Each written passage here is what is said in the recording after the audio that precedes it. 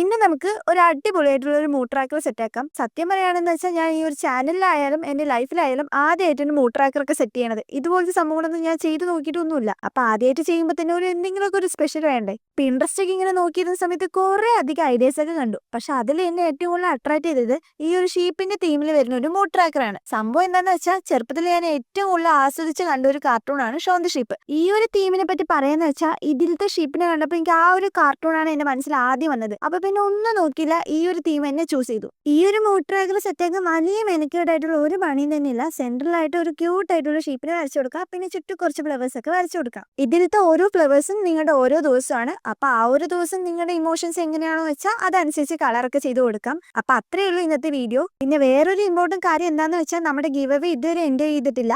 March last വരെയാണ് time ഉള്ളത്. April എന്തായാലും വിന്നേഴ്സിനെ അനൗൺസ് ചെയ്യും. അപ്പൊ ആരെങ്കിലും പാർട്ടിസിപ്പേറ്റ് ചെയ്തിട്ടുണ്ടെന്ന് വെച്ചാൽ ഓടി പോയിട്ട് സബ്സ്ക്രൈബ് ചെയ്ത് പാർട്ടിസിപ്പേറ്റ് ചെയ്തോളൂ. ഈ ഒരു ചാൻസ് ആരും മിസ്സാക്കണ്ട. കിട്ടിയാ കിട്ടി, പോയാ പോയി, അത്രേ ഉള്ളൂ.